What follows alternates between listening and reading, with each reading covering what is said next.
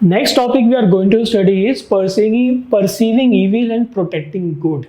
Very important topic, something which has a lot of relevance on our day-to-day life, right? And something which also somehow linked to the wisdom which we get from chanting, because when we chant, when we have a wisdom, we are able to understand what is right, what is wrong, which side we should take on.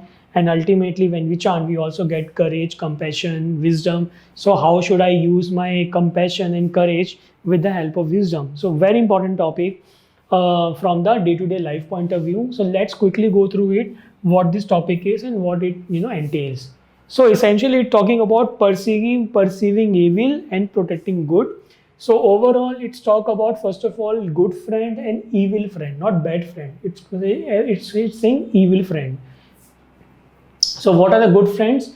Good friends are the one who will encourage me and who will push me in the right direction. And what's the right direction? Right direction is towards enlightenment, towards my Buddhist practice. And what are the evil friends? Evil friends are the one who will deviate me from there. Who are the people who will obstruct or mislead me from the practice of getting enlightenment. Now, becomes very important because human mind is very fickle. Human mind is something which, from morning till evening, it keeps on fluctuating from one direction to another. Very easy to manipulate, very easy to get influence.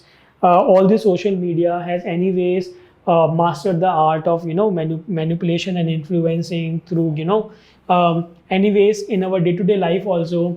Our nature, our 10 worlds keep on fluctuating from one to another. So human mind by design is highly influenced, highly fickle in nature, and that's the reason we need a company. That's the reason we need a right set of people around us who will keep on encouraging us, helping us, nudging us towards the right direction. To that extent, Nichiren Daishonin also says, therefore, the best way to attain Buddha is to encounter a good friend.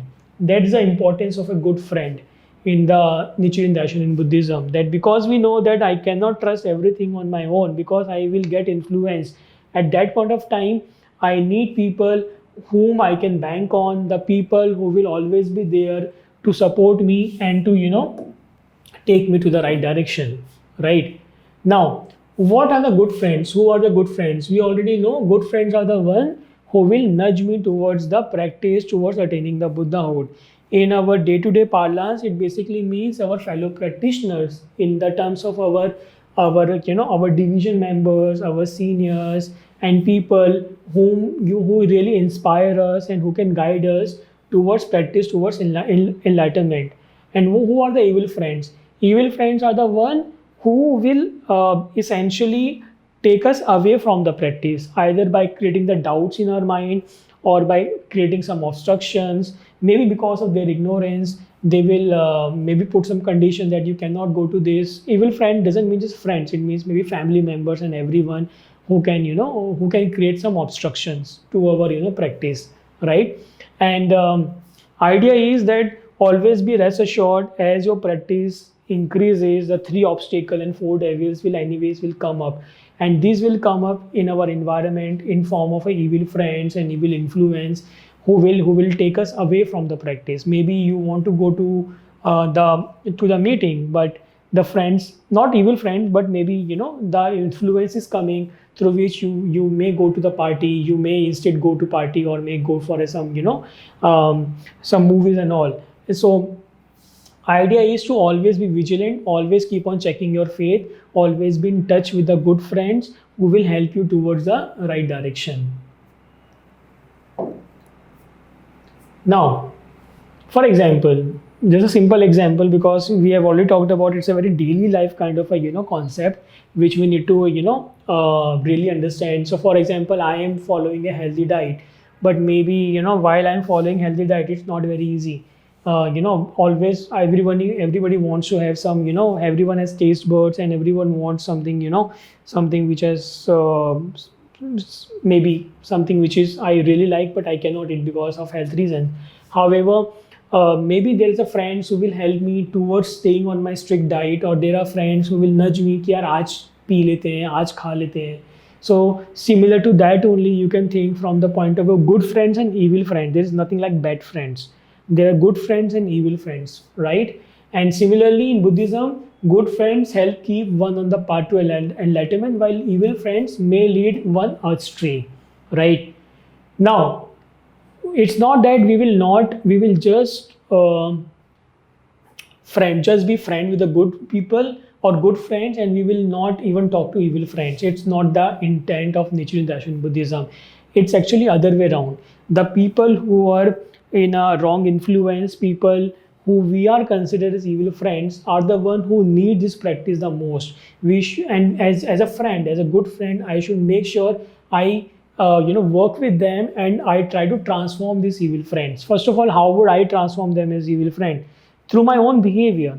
If I start behaving in the right way, if I respect them, if they start seeing changes in me and my behavior, ultimately it will also start they will also start inquiring on what I'm doing right, what I'm doing wrong.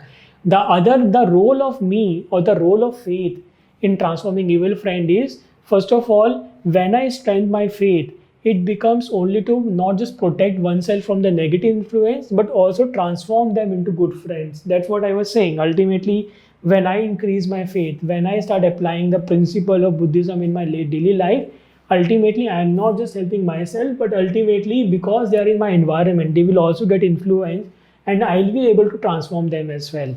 That's the reason. In fact, it is written that Devadatta, who was totally against Shakyamuni Buddha practice, actually has been considered as a foremost good friend to the thus come one Shakyamuni, because through his evil influence only Shakyamuni's faith also got strengthened.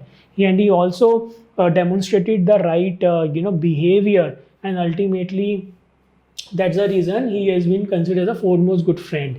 And always rest assured, as your faith progresses, as I was talking about, the 3 obstacles and 4 devils will emerge, and they will emerge in a very subtle way, in a very natural way that you will not be able to recognize. That's why the faith becomes very important. When we start having a faith, ultimately, when we start having a faith, when we start chanting, when we have a wisdom, we will be able to demonstrate and able to understand the difference between the right and wrong.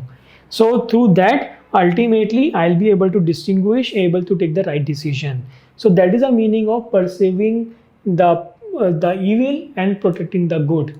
At the same time, we have to make sure if the law is getting slandered, if somebody is talking bad about the law, it's not something we will take it up. Ultimately, it basically means if somebody is slandering the law, it means they are defaming the correct teaching. If our role at this point of time is to make sure if somebody is defaming or opposing the correct teaching, at that point of time, I'm not saying to become aggressive, I'm not saying it to become violent. Ultimately, idea what this concept is saying, that as a votary of the Lotus Sutra, as a disciple of Nichiren Daishonin, we have to stand and we have to admonish, and we have to challenge the slander of the law. And it is our duty to correct them, and also not just duty to correct them, but also to take them to the right path. That's what the intent here is, ultimately. And it also, Buddhism also talks about common sense. Buddhism also talks about making sure, you are accustomed to the land, the nature of the land as well. So basically it means that while you have to admonish and challenge the slander of the law, at the same time you should not become rigid to the extent that you are not respecting the local customs. Ultimately, you have to focus on the essential teaching, and you should not get focus on the ancillary thing कि क्या कपड़े पहने हैं, कैसे आ रहे हैं, क्या खा रहे हैं, क्या पी रहे हैं. All these things are of no relevance in Nichiren Daishonin Buddhism. Why is it so? Because we have to maintain the purity of Buddhist teaching, while we also have to respect and adapt to the local customs, right? And till the time they are not contradicting the fundamental principle, right? Till the time these local customs are not violating the core teachings of Buddhism, correct? So if somebody, the core teaching of Buddhism is respecting oneself and respecting others' Buddha nature, correct? Till the time they are not violating these fundamental, teachings of core Buddhism, till that time that's fine. And that this flexibility allow Buddhism to be practiced universally. So it's not like how you are dressing up, how you are, where you are sitting, or what you are eating, what you are drinking. They are inconsequential to Nichiren Daishonin Buddhism. Nowhere it talked about the customs in terms of the look, the what you are eating, what you are drinking, right? So ultimately, they should never become a point of conflict, and that's the reason we call it the philosophy of life, not a religion also, because you may continue to follow your customs, you may continue to follow your rituals, festivals, till the time you are not contradicting the fundamental principle, till the time you are not violating the core teachings of Buddhism, which is around respecting the oneness of respecting your life and others' life, and ultimately understanding that everything is a manifestation of Nam-myoho Renge Kyo. So that's the reason in Buddhism, especially in Nichiren Daishonin Buddhism, the cultural diversity is something which has been maintained, it has been uniform, and while maintaining the integrity of teaching. So integrity of teaching has not been compromised while you are adapting to the local customs. Right. Now, let's talk about understanding the slander of the law. Slander of the law.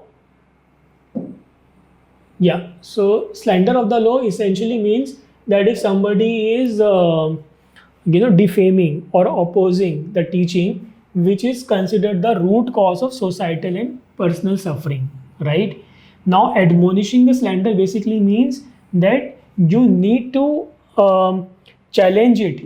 First of all, you need to avoid doing slander on your own. And if somebody is doing, you have to make sure you challenge it. And at the same time, you are correcting them and then helping them return to the original teaching, the correct path. So that is the meaning of perceiving evil and protecting good. Essentially, when we chant, based on the wisdom, we should be able to perceive what is right, what is wrong. We should really cherish our good friends. What are the good friends? Good friends are the people who will help us become better in our faith, who will help me towards the faith. And evil friends are the influences which will take me away from them. Idea is not to avoid evil friends, but to perceive evil, at the same time helping these people through my faith, through my behavior, transforming myself and ultimately transforming them.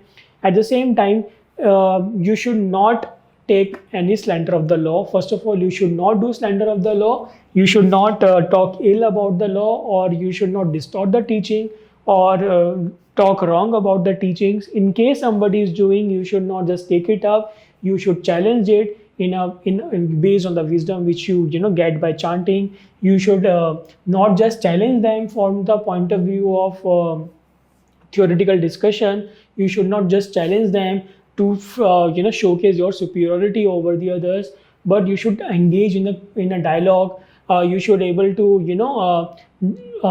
challenge them to make sure they also go towards the right teaching, right? At the same time, adapting to the local custom is very important. It means you are focusing on the core teaching and not getting confused with the rituals and the way people are,